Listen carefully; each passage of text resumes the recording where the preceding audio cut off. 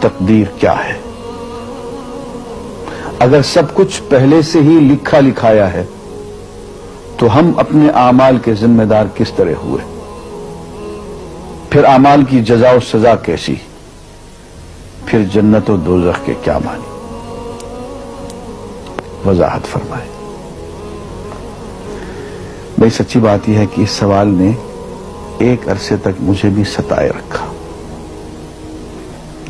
اور میں سوچتا رہا کہ اگر واقعی اللہ تعالیٰ نے پہلے سے ہی سب کچھ لکھ دیا ہے کہ میں اتنے بج کر اتنے منٹ میں بیٹھ کے یہاں پہ ایک لیکچر دوں گا، یہ تقریر کروں گا، اتنے بج کر اتنے منٹ میں نماز پڑھوں گا، اتنے بج کے اتنے منٹ میں فلاں کو گالی دوں گا، فلاں کو تھپڑ ماروں گا، یہ پہلے سے ایک میرا شیڈول مرتب ہے اللہ کے ہاں، لکھا لکھایا پروگرام چھپا چھپایا موجود ہے، میرے کا قصور؟ تو لکھنے والے کا قصور ہے۔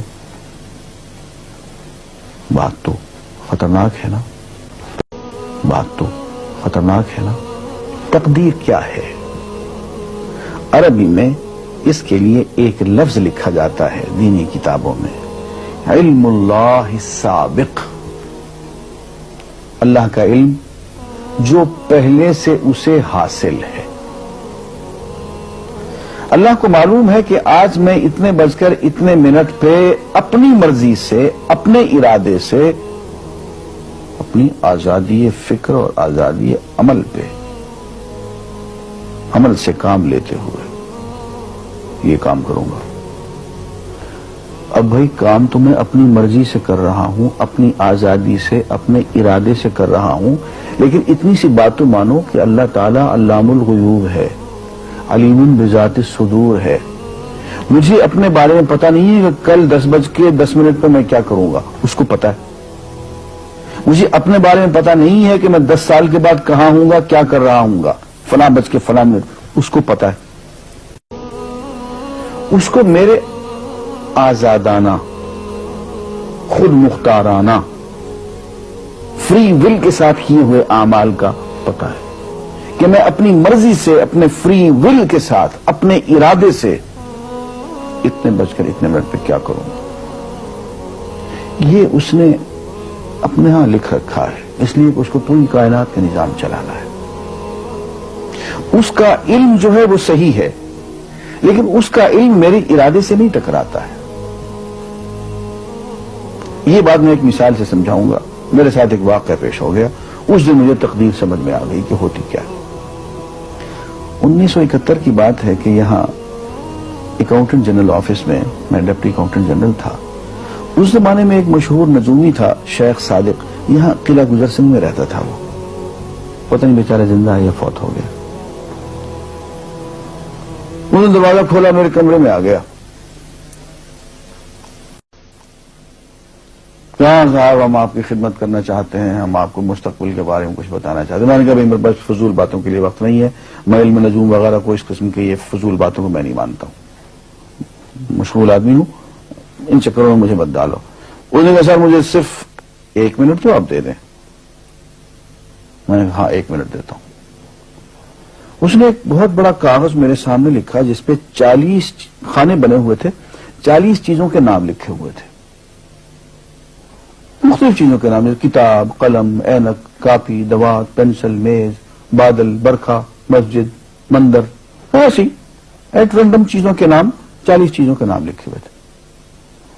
وہ کہنے صاحب آپ ان میں سے کسی ایک چیز پہ انگلی رکھ دیں یا اس کا نام آپ اس کاغذ پہ لکھ دیں۔ اور مجھے یہ کہتے کہتے اس نے ایک پیس آف پیپر میری میز سے اٹھایا اور اس پہ کچھ لکھا اور اس کو یوں الٹا کے رکھ دیا۔ میں نے کہا تم نے یہ کیا کیا؟ کہنے لگے جی میں نے وہ چیز لکھ دی ہے، وہ نام جو ابھی آپ لکھیں گے۔ تو اب میں پریشان ہو گئی۔ تماشا کی بات ہے نا کہ جو چیز میں سوچ سوچ کے اپنے ارادے سے، اپنی مرضی سے ابھی لکھوں گا، اس نے پہلے جو لکھے وہاں رکھ چھوڑ دیے میرے سامنے۔ اب میں سوچ میں پڑ گیا کہ یار وہ چیز لکھوں جو اس نے نہ لکھی ہو، کبھی میں اس کا ارادہ کروں، کبھی اس کا ارادہ کروں، اب تنگ آ کے آخر میں نے کسی ایک چیز کو لکھ دیا کہ میری یہ ہے۔ اس نے جب وہ الٹایا تو وہ وہی چیز نکلی۔ اب پتہ نہیں یہ کیا چکر تھا اس کا، خدا ہی جانے۔ کوئی اس کا علم ہوگا، کوئی فن ہوگا، کوئی تک بازی ہوگی، تک بندی ہوگی کوئی. لیکن اس دن مجھے پتا چلا کہ یار اس کو جو کچھ میں نے لکھا ہے اپنے ارادے سے لکھا ہے، اپنی مرضی سے لکھا ہے، اس سے پابند ہو کے نہیں لکھا.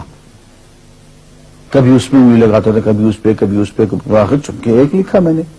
لیکن اس کمبخت کو پہلے سے پتا تھا کہ میں کیا لکھنے والا ہوں، اور اس نے پہلے سے وہاں لکھ کے رکھا ہوا تھا. میں نے کہا یار ایک محدود علم والا آدمی میرے آئندہ کے اعمال کو اپنے ہاں لکھ کے رکھ سکتا ہے. ہر کے وہ عمل میں اپنی مرضی سے کر رہا ہوں، اپنے ارادے سے کر رہا ہوں، کوئی مجبوری نہیں ہے اس میں.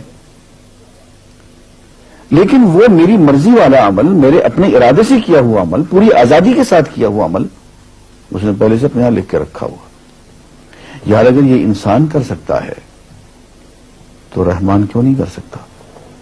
اس نے میرے سارے اعمال جو میں آئندہ چل کے کرنے والا ہوں، وہ سارے کے سارے اعمال اس نے اپنے یہاں لکھ کے رکھے ہیں. اس کو انتظام کرنا ہے، میرے رزق کا انتظام بھی کرنا ہے، آگے میری زندگی، میری موت، میری قبر میں اکوموڈیشن کا پتہ نہیں کہاں کا میرے اس نے انتظامات کرنے ہیں. تو میرے بارے میں اس نے سارا کا ڈیٹا کلیکٹ کر کے رکھا ہوا ہے اپنی انفارمیشن کے لیے کہ یہ اپنی مرضی سے کیا کیا کچھ کرے گا. تو اس کے لکھے ہوئے ہونے سے میری مرضی ختم نہیں ہوتی، میری ذمہ داری ختم نہیں ہوتی، میرا ارادہ، میری فری ول ختم نہیں ہوتی. یہی وجہ ہے کہ ہم جو اعمال کرتے ہیں اس میں سے اللہ تعالیٰ اس کی کچھ ذمہ داری ہم پہ ضرور ہوتی ہے.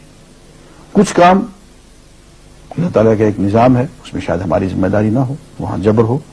لیکن کچھ اعمال ایسے ہیں جن میں خالصتاً ہمیں آزادی حاصل ہے، ہمیں اختیار حاصل ہے، ہم ان کے ذمہ دار ہیں، ہمیں ان پہ جزا ملے گی، ہمیں ان پہ سزا ملے گی، اللہ تعالیٰ بچائے. اور جزا ملے گی تو جنت ہوگی، سزا ملے گی تو دوزخ ہوگی. لیکن آزادی عمل اور ارادہ ضرور ہے. یہ الگ بات ہے کہ اللہ تعالیٰ کو پہلے سے ہی معلوم ہے کہ ہم اپنے ارادے سے اور اپنی آزادی اور اپنی مرضی سے ہم آج اور کل اور پرسوں اور سال بھر کے بعد اور 10-20 سال کے بعد ہم کیا کیا کریں گے اس کے ہاں لکھا ہوا ہے. وَعِندَهُ عِلْمُ الْكِتَابِ، اس کے ہاں سب کچھ لکھا ہوا ہے. لیکن ہم جو کرتے ہیں اپنے ارادے سے کرتے ہیں اور اس کے ذمہ دار ہیں. وآخر دعوانا الحمدللہ رب العالمین.